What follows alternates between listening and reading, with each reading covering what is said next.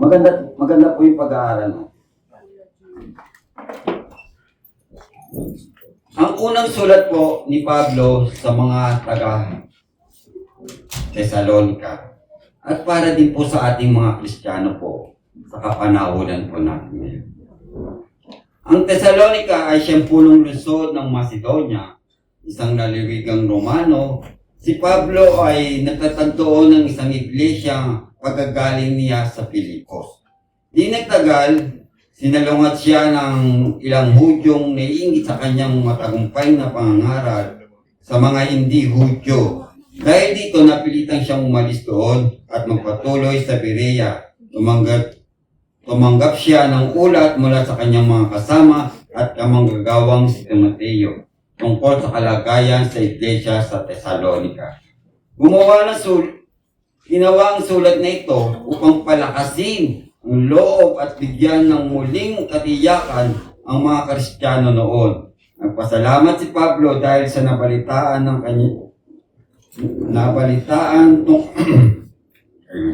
tungkol sa kanyang buhay noong siya'y kasama nila.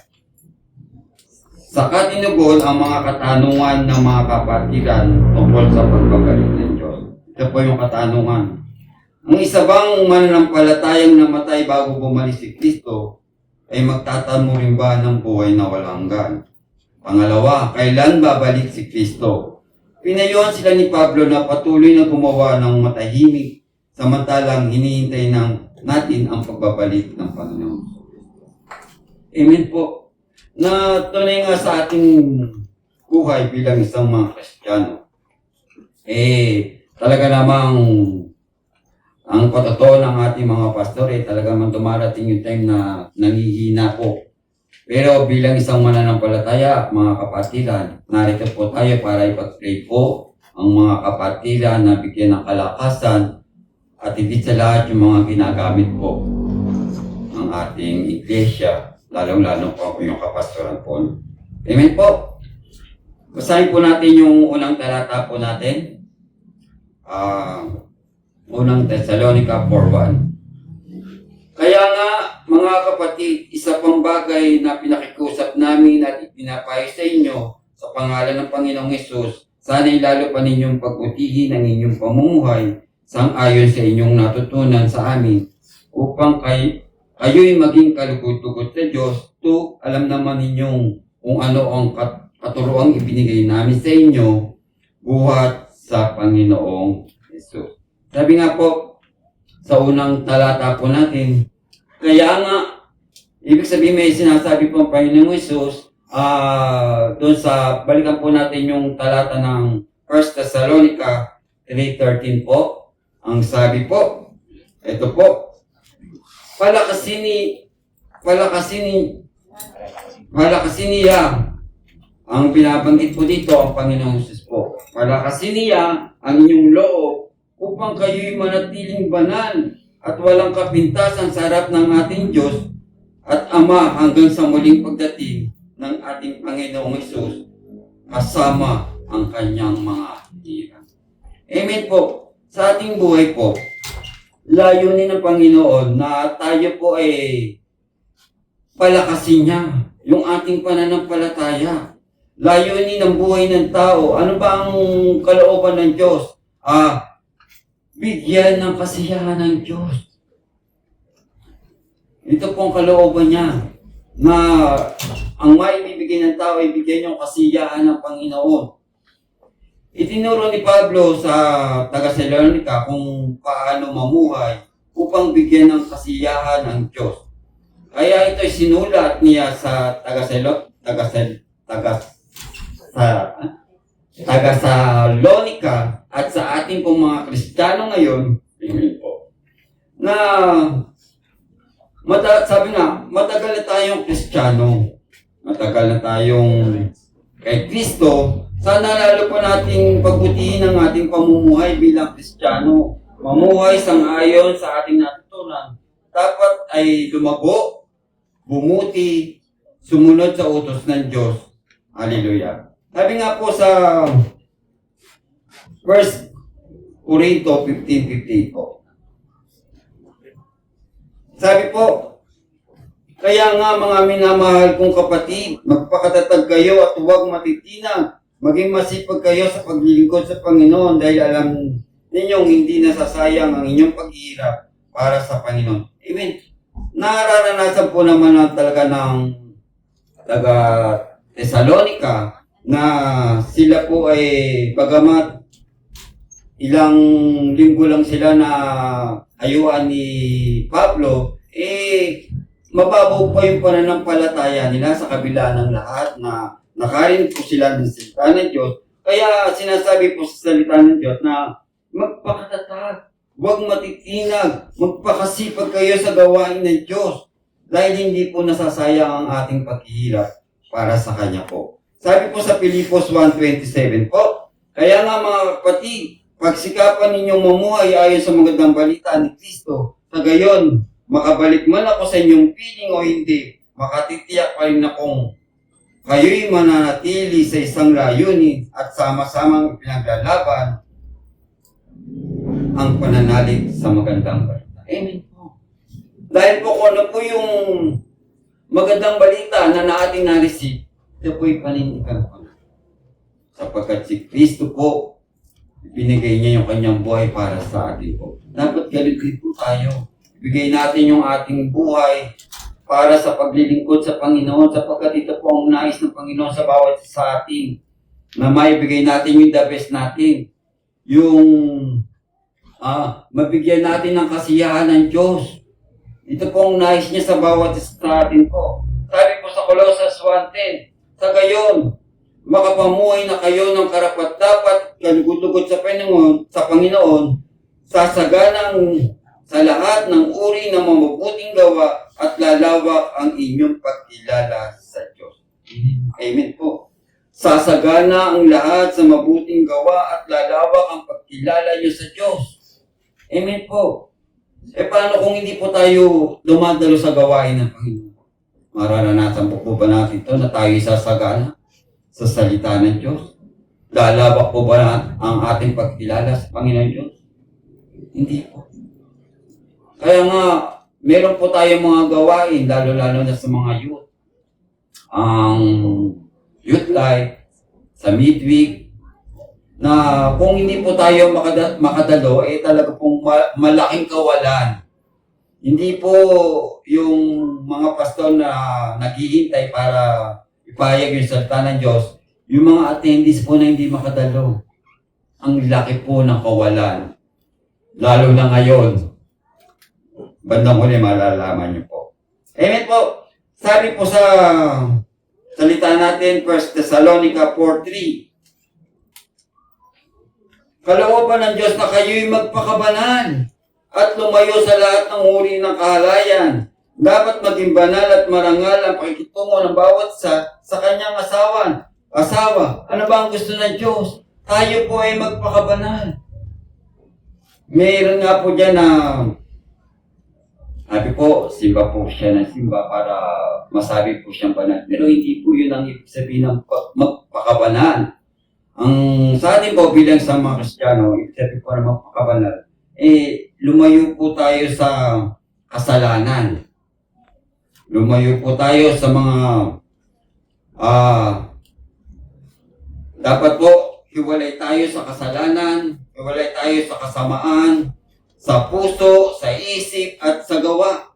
Sapagkat ito pong nais ng Diyos na tayo may magpakabanal. Ito po yung ibig sabihin niya. Lumayo tayo sa lahat ng uri ng kahalayan. Lumayo sa lahat ng uri ng kasamaan. Hallelujah. Sinasabi ni Apostol Pablo sa taga Thessalonica at Kristiyano ngayon, alam naman natin ang isang uri ng kahalayan na pakikiapi dito po nanganganak. Marami po ang ibig sabihin ng kahalayan. Kaya nga sabi nga kalooban ng Diyos na kayo'y magpakabanal at lumayo sa lahat ng uri ng kahalayan. Sabi nga po sa Roma 12:2, huwag kayong makiayon sa takbo ng mundong ito, mag-iba kayo sa pamamagitan ng pagbabago ng inyong isipan upang maunawaan ninyo ang kalooban ng Diyos, kung anong mabuti, kalugod-lugod at ganap na kalooban niya. Amen po. Alam naman natin na ang mundo ay talaga namang sama na. Kaya huwag na po tayong makiayon. Kasi po, bilang isang Kristiyano, dapat tayo po ay naiiba sa takbo ng sanlibutan ito.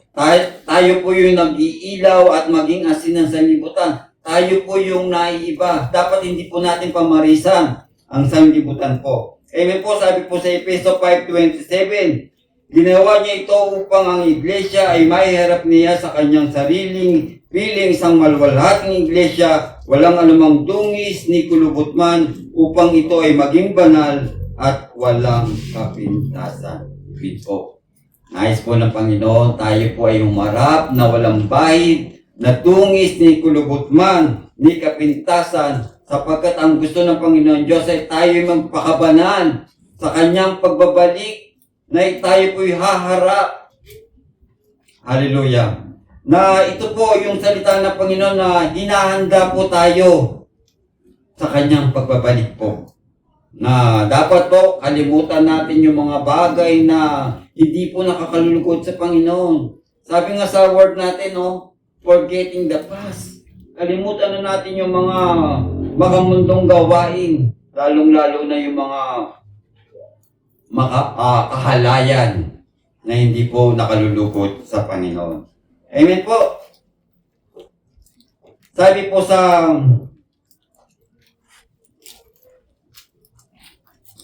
Colossus 3:5 po, kaya dapat nang mawala sa inyo mga pagnanasang makalaman, pakitiapi, kahalayan, mahalay na simbuyo ng damdamin, masamang nasa, mga kasakiman na isang uri ng pagsamba sa mga Diyos-Diyosa. Ibig po, ito po yung mga hindi nakalulugod sa Panginoon.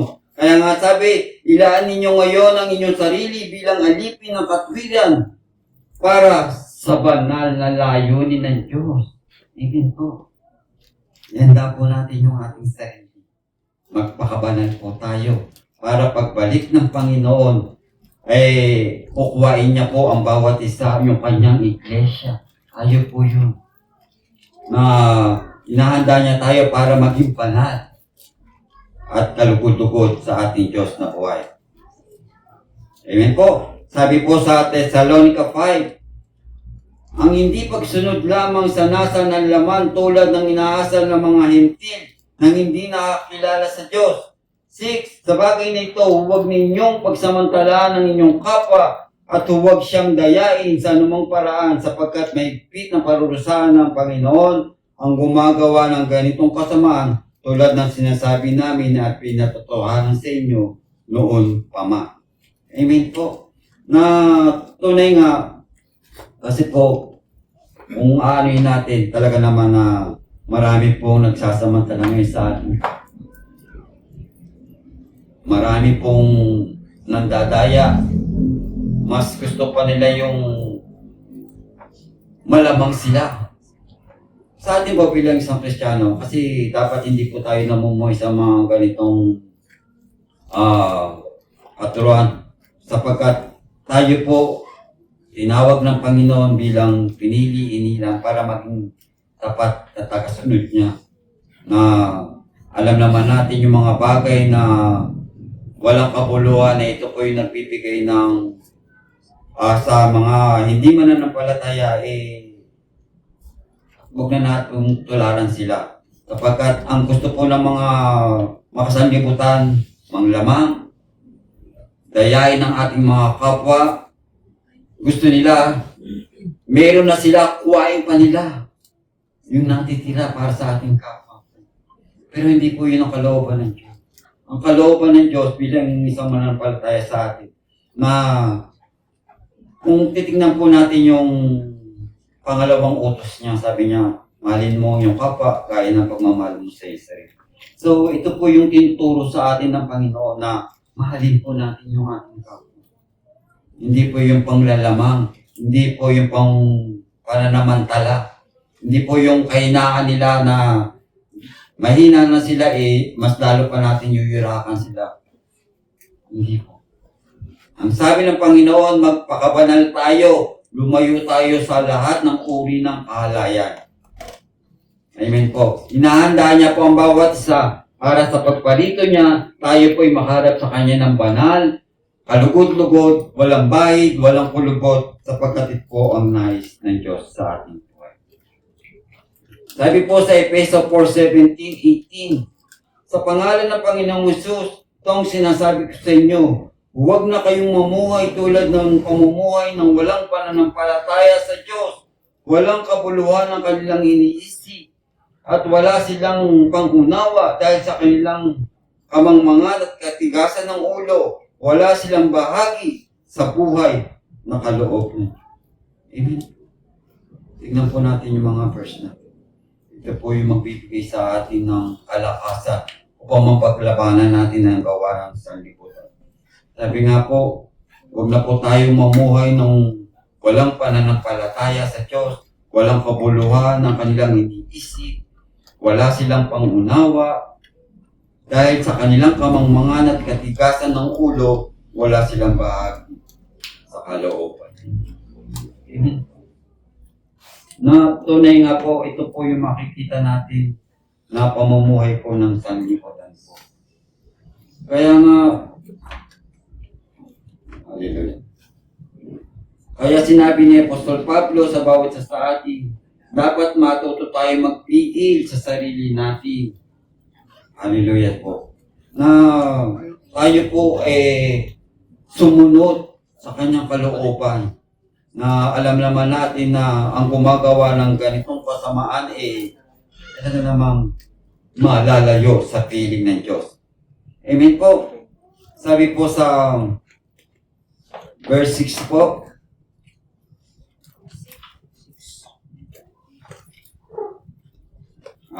hindi po.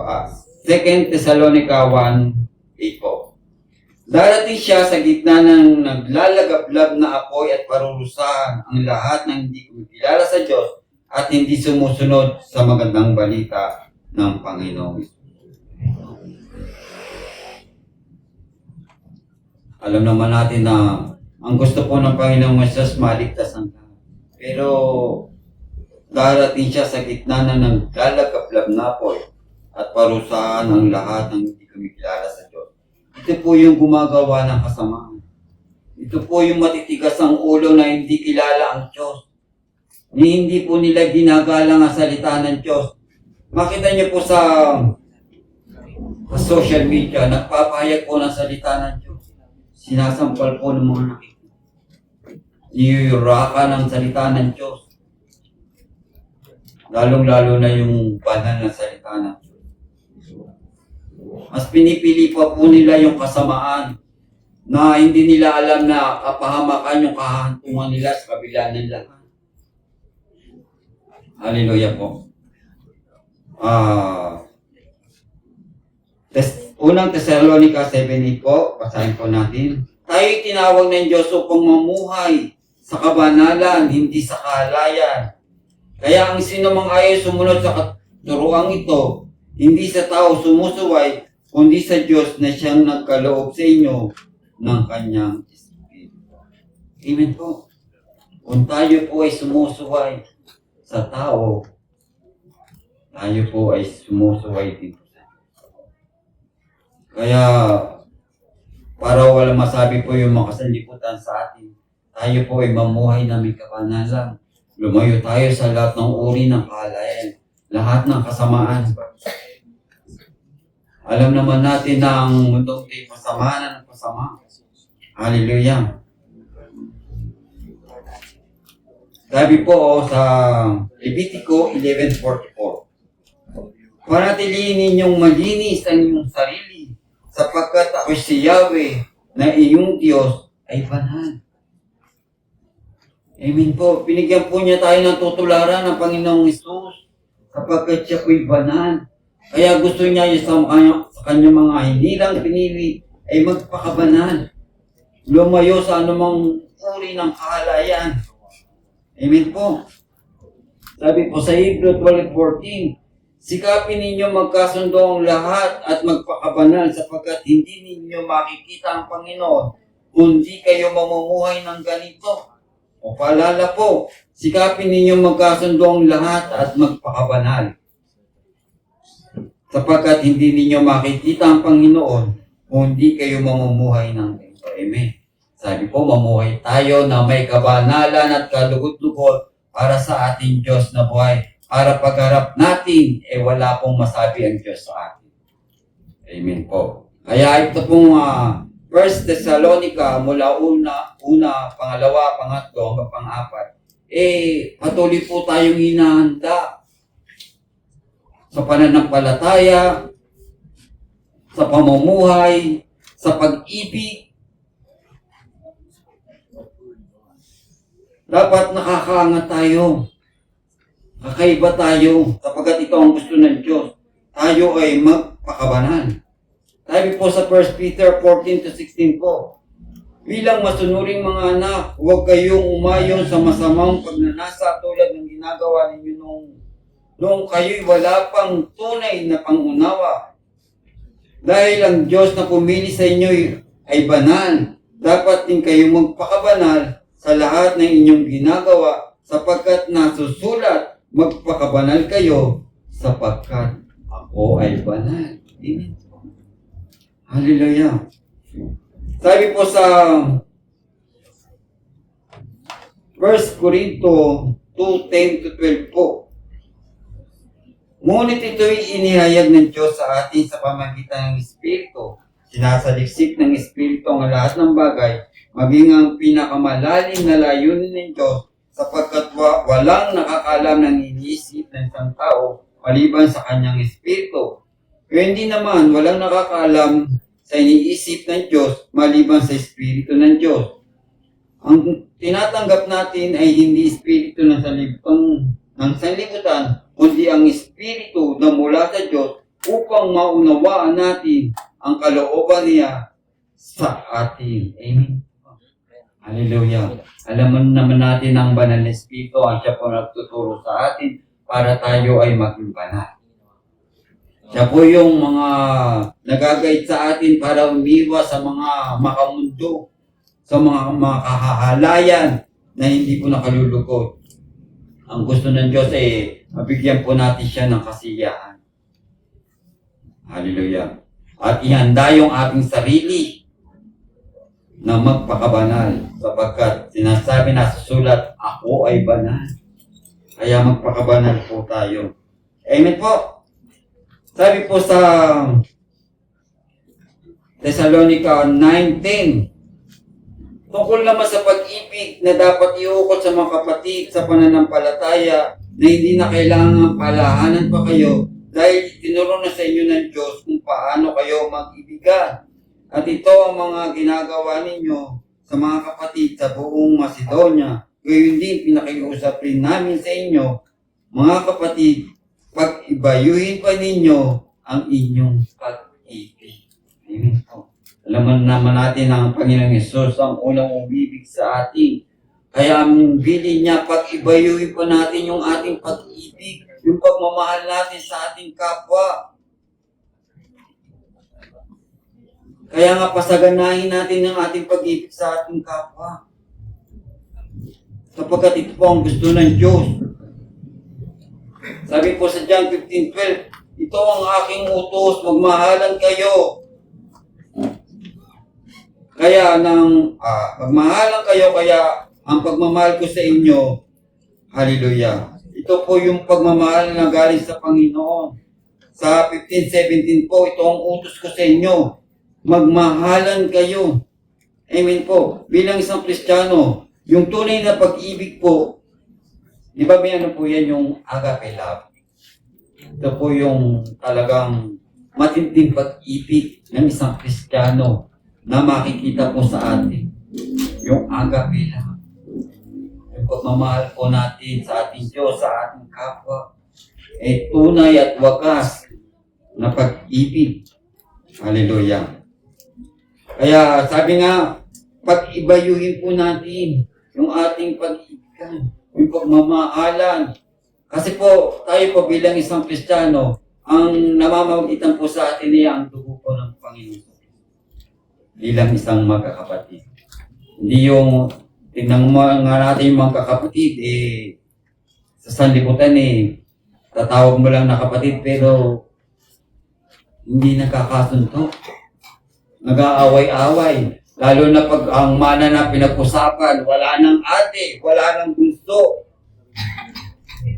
Basta makakuha niya yung kayamanan para sa kanya.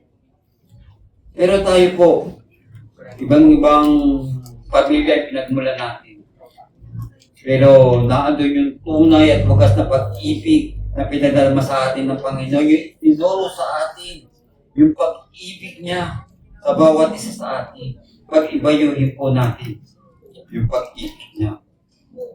At mamuhay tayo sa kanyang pag-ibig na may kabanalan at lumayo sa anumang kahalayan sapagkat ito po ang kalooban ng Diyos. Bigyan po natin siya ng kasiyahan sa ating buhay. Amen po. Sabi po sa unang Thessalonica 3:12 po, naway pasaganain at pagkumupawi ng Panginoon ang inyong pag-ibig sa isa't isa at sa lahat ng tao tulad ng pag-ibig namin sa inyo. Sa Matthew 22:39, ibigin mo ngayong kapwa gaya ng pag-ibig mo sa iyong sarili. Amen po. Ito po yung tunay na pag-ibig at pagmamahal sa ating kapwa na dapat po makita sa atin bilang isang Kristiyano. Sabi po sa Thessalonica 4:11-12 po, pagsikapan ninyong mamuhay ng tahimik, pakailaman ang sariling gawain at magtrabaho kayo upang mabuhay tulad ng itinuturo namin sa inyo. Dahil dito kayo ginagalang ng mga hindi mananampalataya at hindi kayo aasa sa iba para sa inyong ikabubuhay. Amen po. Sa atin po bilang isang mga Kristiyano, dapat mamuhay tayo ng tahimik. Pakailaman natin yung sariling gawain at magtrabaho kayo. Kaya nga po tayo nagtatrabaho para wala pong masabi yung mga taong nakapaligid sa atin. Maging masipag tayo. Huwag tayo maging tamad. Kapag tayo ng Diyos ng tamad, tayo magtrabaho para sa ating ikabubuhay. O ano man yung kakulangan sa ating buhay, nandiyan po ang Diyos. Siya po yung nagpupuno sa atin. Kung ano man yung kakulangan natin sa ating buhay. Basta magtiwala lang po tayo sa ating Diyos. Amen po. Hallelujah. Sabi po sa Gawa 20, verse 35a, sa lahat ng pagkakataon, ipakita ko sa inyo sa pamamagitan ng ganitong pagtatrabaho, dapat ninyong tulungan ang mahihina. Amen po. Sa atin po. Kasi po ko, supervisor po ko dun sa trabaho namin. Alam ko naman na mahina po yung operator ko sa pananahi.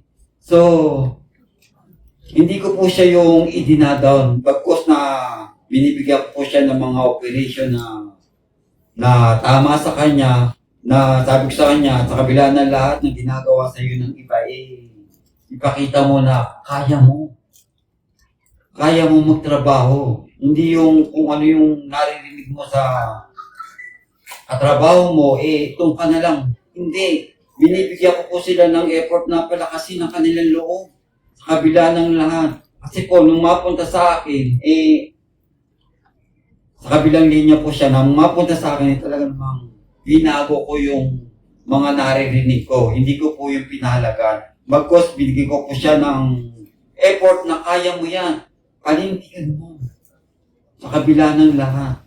Na, sabi nga, mahina. Hindi. Kaya mo yan. Sa kabila ng lahat. So, ako ay nagpupurit ng papasalamat sa Panginoon kasi po, na sa kabila ng lahat ng kahinaan niya sa trabaho, binigyan ko siya ng kalakasan. Sapagkat, nabasa naman natin na dapat ninyo tulungan yung mahihina. So, glory to God, sapagkat binibigyan niya tayo ng kalakasan para matulungan yung mga taong pinanghihinaan ng loob. Bagkos, bigyan po natin ng kalakasan, mailipa po natin yung kanyang karunungan.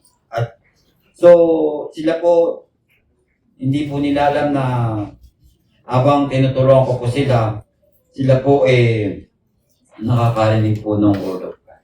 Ganun po ako na habang tinuturuan ko sila, sa kabila na lahat na sinasabi ko, nagsisingit po ako ng word of God. Kasi alam mo, mahal ka ni Lord. Kaya hindi ka pababayaan sa ganitong pagkakataon. So ginagamit tayo ni Lord. Ang bawat sa atin, kung ano po yung kaya natin. Pag naandyan po yung banal na espiritu na gutyok, share mo ang word of God. I-share po natin. Kaya may pamamaraan po kung paano po natin isisingit yung word of God. Kaya sabi po ng mga sower ko, Amen. Glory to God. So, pagamat yung kausap ko narito, yung nasa likod ko po yung nag-i-amen. Kasi po, alam naman natin na sa pagsasalita natin, makarinig lang po ng word ang mga katabi natin, mga sagot natin ni pagpapala rin po sa sabi nga sa pakikinig, nagkakaroon po sila ng pananampalataya. Amen po. Hallelujah, Lord Jesus. Tapos na tayo ng ito po yung pinakamaganda sa lahat. Ito po yung pinakapusod ng First Thessalonica na tunay nga, sabi po, ang pagbabalik ng Panginoon. Kasi po, kung sino po yung dumating, umakyat, siya rin po yung babalik. Alam naman natin ang Panginoon sa Kristo nung siya'y bumalik, nagkatawang tao, isinilang bilang isang tao, namatay, nabuhay, pinako sa krus, at nabuhay na muli at umakyat sa langit. Naniniwala ba kayo na babalik ang Panginoon? Amen po. Para po isama ang kanyang mga hinirang. Amen po. Hindi na po ako naglagay ng pamagat, pero po ang ano natin dito, yung sa 13 to 18, ito po yung pagbabalik ng Panginoon. Hallelujah. Sabi po sa 1 Thessalonica 3:10 po. Temtim namin idinadalangin araw-gabi na kayo'y muli naming makita at mapunan anumang kakulangan sa inyong pananampalataya. Amen po. Ito po yung sulat ni Pablo sa mga Thessalonica na taimtim namin dinadalangin araw-gabi na kayo'y muli namin makita at mapunan ang anumang kakulangan sa inyong pananampalataya. Laman naman natin ng taga Thessalonica ay hindi pa po ganun ka-mature sa salita ng Diyos sapagkat 1 linggo pa lang po sila pinahayagan ni Apostol Pablo. Pero nandun na po yung pananabik nila sa pagbabalik ng Panginoon. Nasabi nila, naku, ngayon na darating ang Panginoon. Sana lahat ng Kristiyano, ganon. Yung pananabik sa pagbabalik ng Panginoon. Yung kasabikan ng mga taga Thessalonica na babalik ang Panginoon. Sana po. Sa ating mga Kristiyano po. Nandun po yung pananabik. Yung kasabikan na makita natin na babalik ang ating Panginoon. Hallelujah. May tatlo po itong kategorya. Tinati ko po sa tatlo. Ang una, ang kahanga-hangang paalala. Sabi po, word of comfort, yung kaginhawaan po. Sabi po sa 13, mga kapatid, nais naming malaman ninyo ang katotohanan tungkol sa mga namatay na upang hindi kayo magdalamhati tulad ng mga taong walang pag-asa. Amen po. Kasi po, ito po yung tinatanong ng mga taga Thessalonica, yung mga namatay na, kung makakapili pa ba natin yung mga namatay na Amen po. Ang sinasabi po sa salita ng Diyos, yung mga mananampalatayang namatay na po, na kay Kristo, ay muling bubuhayin po ng Diyos. At makakasama po natin siya. Amen po. Sabi po, kumpiyansa. Sa 14 po, word of confidence. Dahil naniniwala tayo, si Kristo ay namatay at muling nabuhay. Naniniwala din tayong bubuhayin ng Diyos ang lahat ng namatay na sumasampalataya kay Jesus upang isama sa Kanya. Amen. Hallelujah.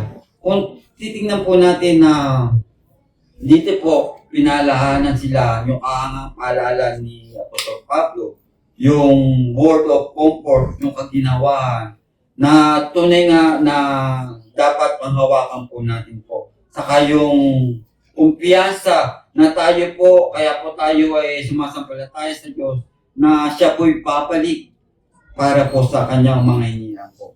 Sabi po sa 1 Corinto 15:20, ngunit ngayon si Kristo'y muling binuhay. Ito'y katibayan na muling bubuhayin ang mga patay. Ito po yung dakilang pag-asa ng ating mga Kristiyano. Yung katibayan na muling bubuhayin ng mga patay po. Sabi po, ang bubuhayin lang po yung mga Kristiyanong nanampalataya ng tiwala sa Panginoon. 15 po, ito ang katuruan ng Panginoon na sinasabi namin sa inyo. Tayong nabubuhay pa, tayong mga natitira pa hanggang sa pagparito ng Panginoon ay hindi mauuna sa mga namatay na. Amen po. Tayo po, siyempre po, una pong bubuhayin talaga ng Panginoon yung mga namatay na. Kasunod po yung mga natitira po. Amen po, sabi po sa 1 Corinto 15:19, kung ang pag-asa natin kay Kristo ay para lamang sa buhay na ito, tayo na ang pinakakawawa sa lahat. Amen po. Sabi po sa 1 Corinto 2:9, subalit tulad na nasusulat, hindi pa nakikita ng mata o naririnig ng tenga, ni hindi pa sumagi sa isip ng tao ang mga hinanalan Diyos para sa umiibig sa Kanya. Amen. Na tunay nga na sa Kanyang salita, ito po yung nagbibigay sa atin ng kalakasan. Sa kabila ng lahat, na ito po yung katuruan ng Panginoon na sinasabi sa inyo, na tayo'y nabubuhay pa, na tayong natitira hanggang sa pagpalitan ng Panginoon, ay hindi po nauna sa mga patay. Na alam naman natin ang pagbabalik ng ating tagapagligtas. Amen po. Pangalawa po, ang pagbabalik po ng ating tagapagligtas. Sa 16, sa araw na iyon, kasabay ng malakas ng utos ng tinig ng arkanghel at ng tunog ng trumpeta ng Diyos, bababa ang Panginoon mula sa langit. Amen po. Ito po yung presentation po ng Panginoon. Na alam naman natin na ang Panginoon mismo ang siyang babalik. Hindi ang mga anghel, hindi ang mga propeta, hindi rin ang mga representative niya, hindi rin ang mga apostol. Babalik ang Panginoon. Siya mismo ang babalik sa atin. Siya mismo. So, nakakapanagid po talaga na makita natin ang ating Panginoon sa Kristo. Bangamat tayo po'y naniniwala na hindi po natin siya nakikita. Sabi nga ng Panginoon, mapalad ang naniniwala na hindi ako nakikita. So, mapalad po tayo. Nananabik pa kayo na makita ang Panginoon sa Kristo sa kanyang pagbabalik? Amen. Dapat malakas na amen. Sapagkat yung pananabik na ibinigay niya sa atin, na makapiling ang ating Panginoon sa Kristo. Hallelujah. Sabi po sa Gawa 1:11, sabi nila, kayong mga taga-Galilea, bakit kayo nakatayo rito at nakatingin sa langit? Itong si Jesus na umakyat sa langit ay nagbalik, gaya na nakikita niyo yung pag-akyat niya. Amen. Alam naman natin kung sino bumaba, siya po ang aakyat, at kung sino po umakyat, siya po ang babalik. Amen po. Siya ang Panginoong Hesus na nagtubos sa ating kasalanan. Siya ang tumanggap ng ating kahihiyan. Siya ang pinako sa krus, inilibing, at pagkaraan ng 3 araw ay naibuhay ng muli ang ating Panginoong Hesus, ay babalik para sa iglesia, para sa kanyang church, sa kanyang simbahan. Siya mismo ang babalik. So tayo po ang babalik niya, yung mga church niya, yung kanyang mananampalataya po. So di ba po nakakapanibig po? Yung kagalakan na bumapo sa atin sa pagbabalik ng ating Panginoon upang makasama natin siya. Amen. Hallelujah. Sabi po sa 1:14:1-3, huwag na kayong mabalisa. Sumumpalataya kayo sa Diyos. Sumumpalataya din kayo sa akin. Sa bahay ng aking ama, maraming silid. Kung hindi ito totoo, sasabihin ko ba sa inyo, pupunta ako roon upang ipanghanda kayo ng inyong matitirahan. Sa 3 po, at kapag napaghanda ko na kayo ng matitirahan, ako'y babalik at isasama ko kayo upang kayo'y makapiling ko kung saan man ako naroroon. Ito po yung promise ni Lord. Yung pangako niya sa 1 John 14:1-3 na siya'y babalik. Ako'y babalik at isasama ko kayo upang kayo'y makapiling. Makapiling ko kung saan man ako naroroon. Ito po yung promise ni Lord. Talaga po siya. Siya mismo ang babalik para sa atin. Tayo nga po yung church niya, tayo yung iglesia ng Diyos, tayo ang harap sa Diyos, tayo ang ikakasal sa kordero, pangako ng Panginoong sa talatang ito, ako'y babalik at isasama ko kayo upang kayo'y makapiling ko kung saan man ako naroroon. Iyan ang pangako ko. Babalik siya at kukunin ko kayo. Ito po yung pangako talaga ng Lord na tayo'y kukunin niya, yung mananampalataya niya. Kaya nga nabanggit ko po kanina, kung tayo po kukuhain ng Panginoon ngayong araw na ito, ano po yung hindi nakapagsimba po? Makakasama po rin po ba kayo? Amen. Basta tayo po'y magtiwala sa ating Diyos na buhay, na tayo po'y makakapiling niya. Yung pananabik na sa ating puso kailangan umapoy. Pag-alabin natin yung pagmamahal. Pag-alabin natin yung natitira pa sa ating puso para mabigay po natin yung kasiyahan at kaluguran sa Panginoon. Pagkat ito po yung nais. Amen po. Verse 16b. Ito po yung proclamation na po. Hindi katulad ng kapanganakan ng Panginoon Kristo sa sabsaba, tahimik, sa kanyang pagbabalik ay iba. Ang pagbabalik po ng Panginoon Kristo, ito po ay ingrande. Para isang hari na papasok sa isang siyudad, maririnig mo ang tunog ng arkanghel at trumpeta ng Diyos. Ito po yung binanggit sa talata. Na nakita naman natin yung kapahanakan niya talagang naman tahimik. Wala pong nakakalam ng Panginoon Jesus ay bumalik, pinanganak, kundi nagbigay lang siya ng isang palatandaan na ang tala sa umaga na ito po ang guide para matuntun nila ang Panginoon Jesus ay pinanganak. Pero po hindi. Hindi po tahimik ang pagbabalik ng Panginoon. Sabi nga po, isang ingrante. Parang isang hari na papasok sa isang siyudad, maririnig mo ang tinig ng arkanghel at trumpeta ng Diyos. Amen po. Alam naman natin, pag tumulog po ang trumpeta, ito po yung, kung anin po natin, sasariwain po natin yung sa lumang tipan po. Di ba po si Joshua, hinipa ng trumpeta nung sila po'y lalabas sa Ehipto para magkatipon po ang lahat ng mga anak ng Diyos para lisanin ang siyudad ng Ehipto. Amen po. Sa John 5:25 po, pakatandaan ninyo ito.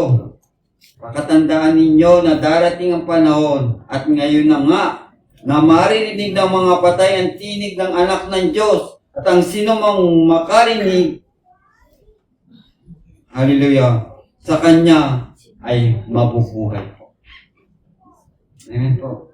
Ibig sabihin talagang powerful po ang salita ng Diyos. Pag sinabi ni Lord na mabuhay ka, mabubuhay ka. Nakita niyo po yung sa mga social media po, di ba, mga buto dyan. Mga buto, nagkalat na buto.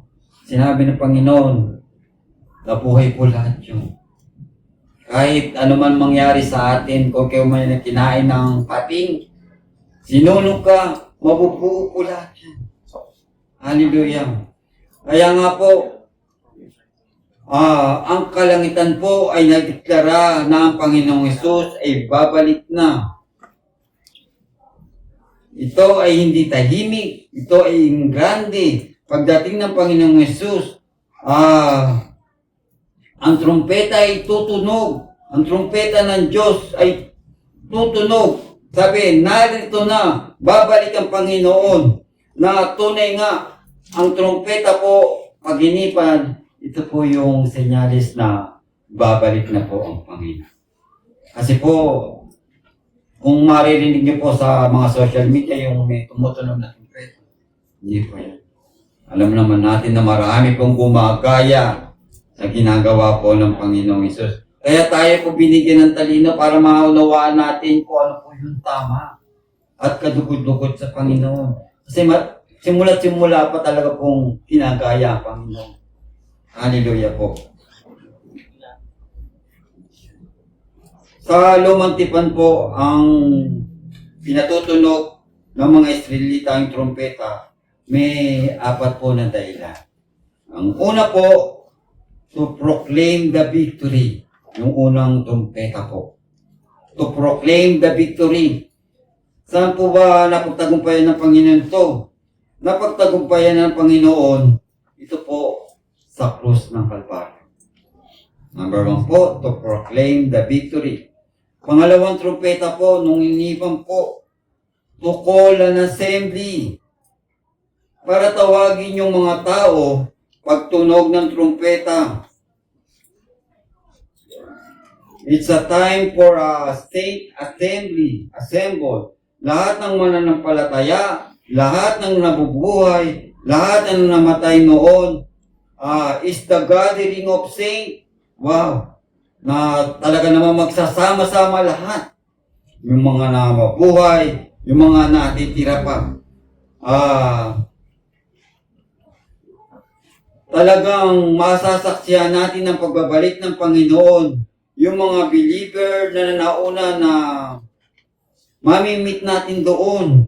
Yung mga pastor na mga namatay na nagtiwala sa Kanya, mamimit natin doon. Gaya ni Pastor Rolly, na hindi po nakakilala sa Kanya, mamimit natin doon. Hallelujah.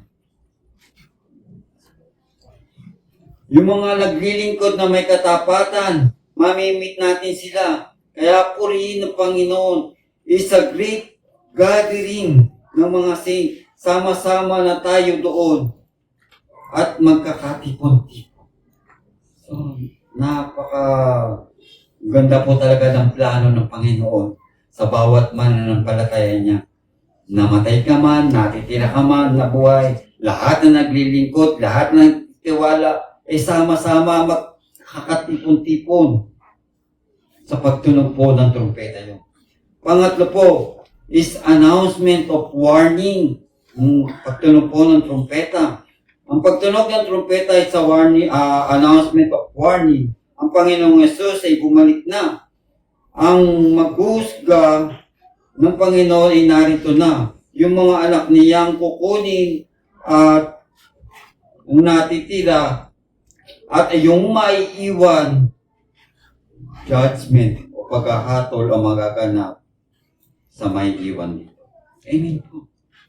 Kaya mapalad po tayo mga Kristiyano sapagkat tayo kukuhain ng Panginoon. Anong mangyayari po sa maiiwan na hindi makakasama? Hahatulan po sa sanlibutan ito. Sabi nga, ito po yung the great revolution na mangyayari na hindi po mararanasan ng mananampalataya sapagkat tayo po'y irarapture ng Panginoon. Ang lahat ng nagtiis ng hirap na nakibahagi sa Panginoon sa Kristo ay makakasama niya, makakapiling niya sa walang hanggang buhay. Amen po. Amen. Pang-apat po, to call the troops to battle. Pagtunog ng trumpeta, ang mga Israel ay naghahanda sa isang matinding labanan sa pagbabalik ng Panginoon. Ang pagtunog ng trumpeta, ito po yung the Lord will return to defeat Satan and evil forces of evil. Yung mga pagtunog ng trumpeta ay kahanga-hanga ang pagbabalik ng ating Panginoon. Amen. So dito po na sa pag-aaral po talaga namin ng salita ng Diyos, meron po kami natututunan. Ito po yung binabahagi ko na hindi pala basta pinatunog lang yung trumpeta, may ibig sabihin po wala po. So yung una po, to proclaim the victory, to call an assembly. Pangatlo is announcement of warning. Ang apat po, to call the troops of battle. Amen po.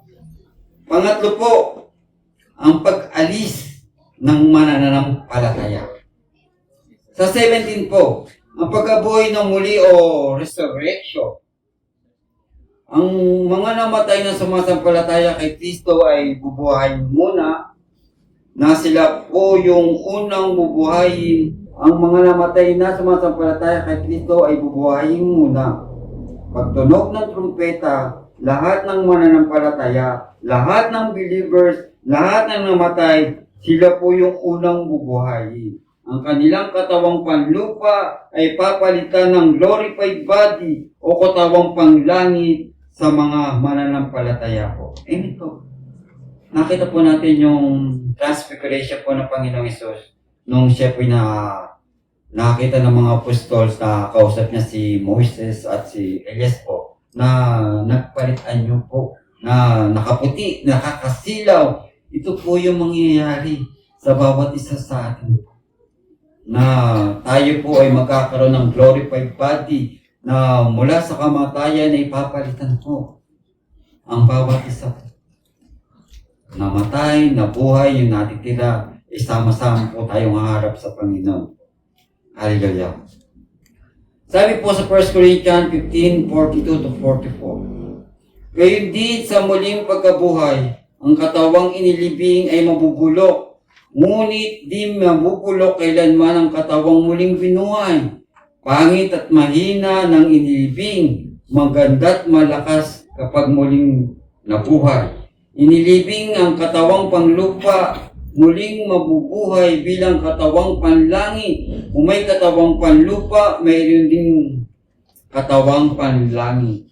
Amen po. Ito po yung the blessed hope sa ating mananampalataya po. Sabi nga po, ang sementeryo ay mabubuksan. Ang mga namatay ay muling mabubuhay. May bagong katauhang magliliwanag sa kanilang kasuotan. Magliliwanag ang kanilang katauhan. Makikita iyon na tunay nga tayo po dahil sa katawang panglangit ay pinalitan po ng Panginoon yung katawang panlupa natin. Ito po yung liwanag na makikita po ng bawat isa.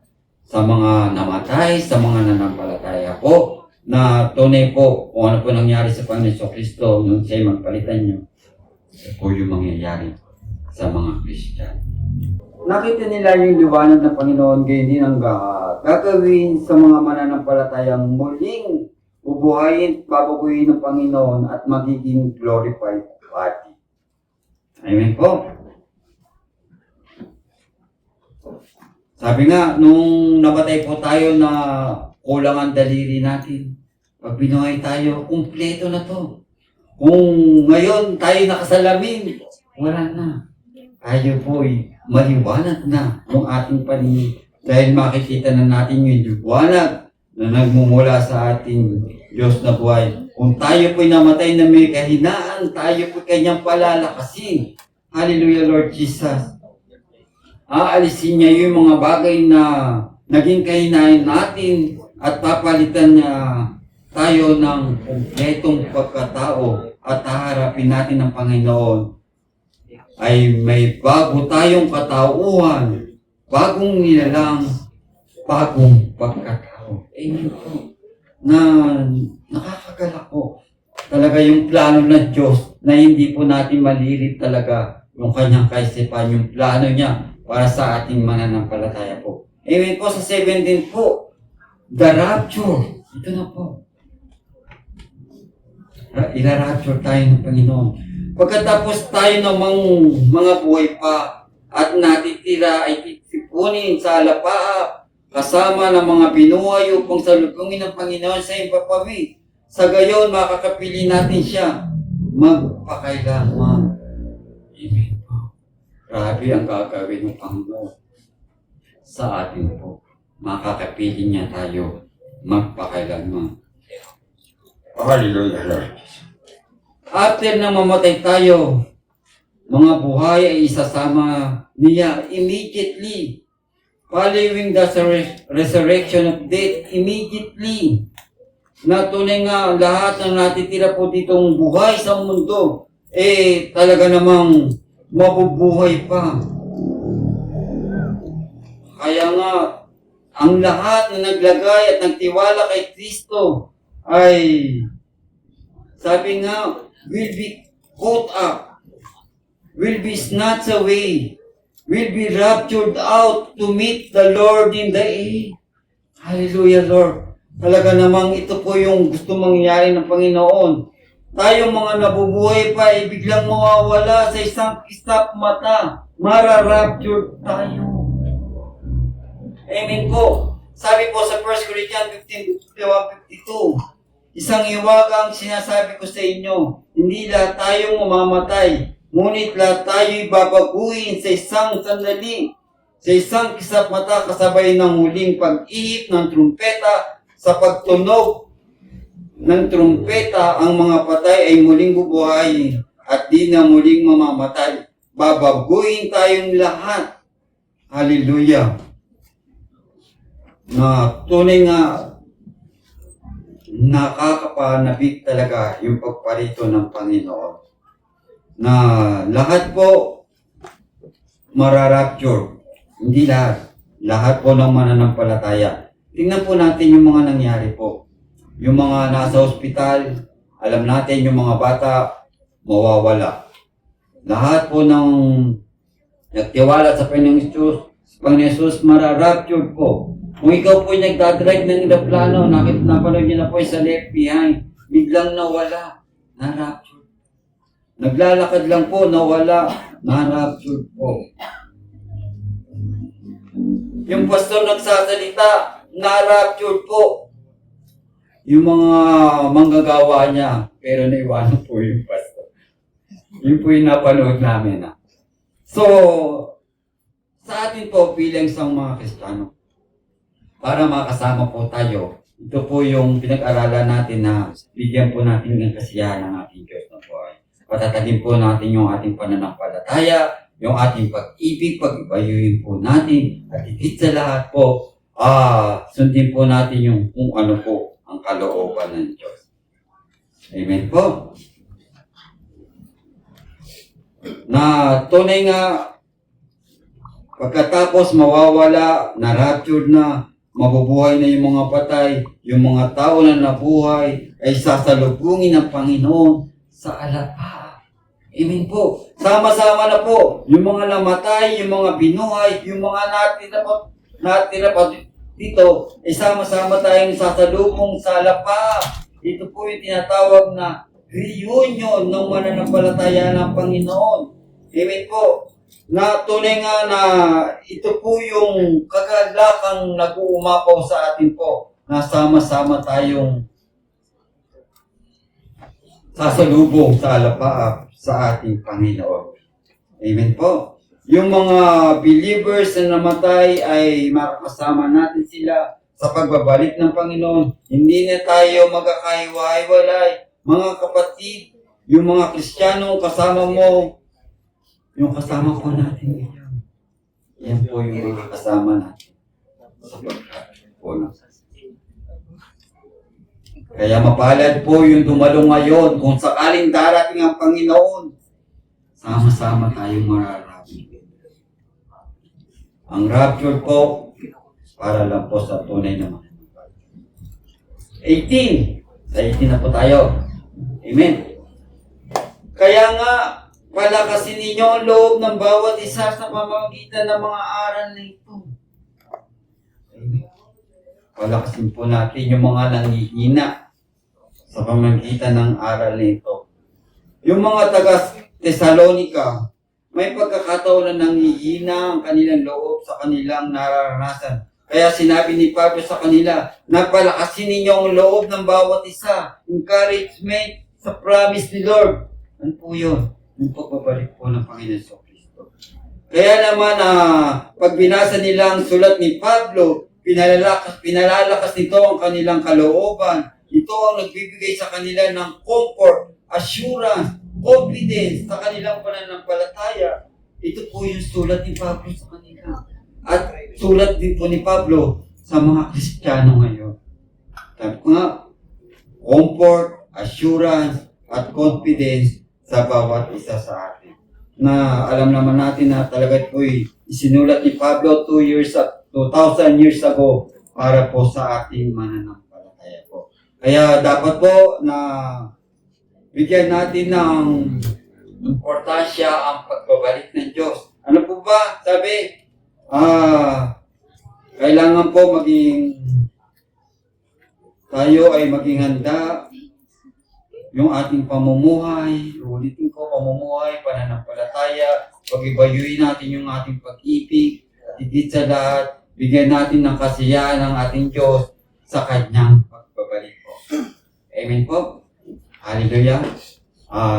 Dito na po natatapos ang Kanyang kalooban para sa atin po. Tayo po'y tumayo at aawitan po natin ng ating Diyos na buhay na siya namang talaga sa Kanya po ang kapulihan. Palakpakan po muna natin ang ating Diyos na buhay. Hallelujah. Hallelujah. Thank you, Lord. Thank you, Jesus. Thank you.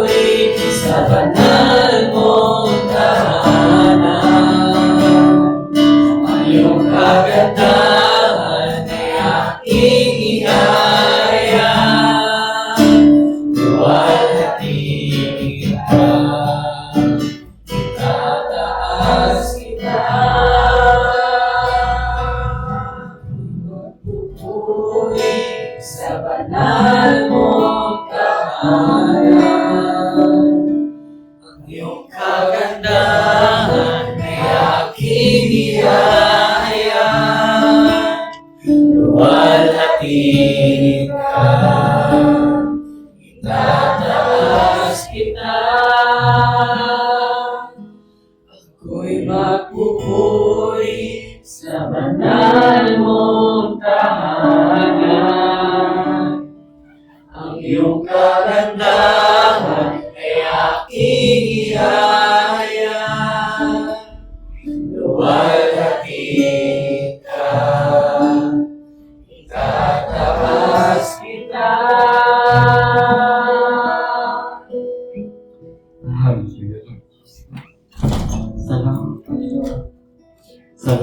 sa araw nito, Panginoon, sa iyong salita, Panginoon, sa 1 Thessalonica 4:1 to 18, Panginoon, napatuloy mong pagyamanin, Panginoon, ang aming pamumuhay, ang aming pananampalataya, ang aming kasiguruhan, Panginoon, sa iyong harapan, Panginoon, at higit sa lahat ang aming pag-ibig, Panginoon, na ito'y pag-ibayuhin namin, Panginoon, ang aming pagmamahal.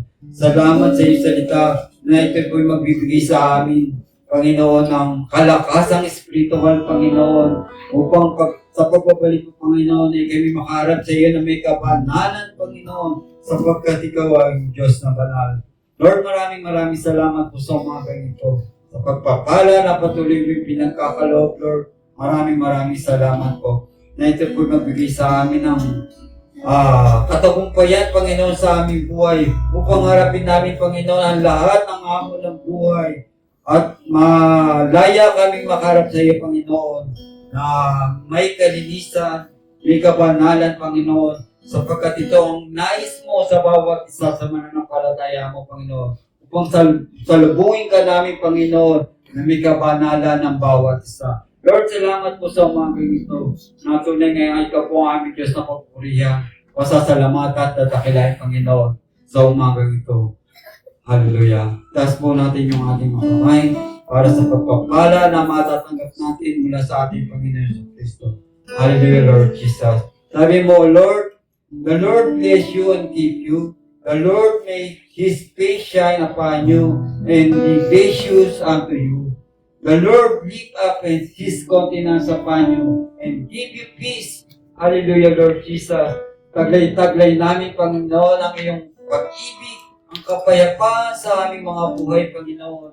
Sa aming pasamantalayang tutuluyan, Panginoon, naway maibahagi namin, Panginoon, ang iyong salita, ang iyong salita ng kaligtasan, Panginoon, upang makasama namin, Panginoon, ang aming mga kamag-anak, kaibigan, Panginoon, sa iyong pagbabalik, Panginoon. Hallelujah! Na tunay nga hindi maging muli ang lahat, Panginoon, upang maisama namin ang aming mga kaibigan, upang kami sama-sama, Panginoon, ang kasama ka namin. At pagsalubog namin, Panginoon, naroon, Panginoon, yung kagalakan.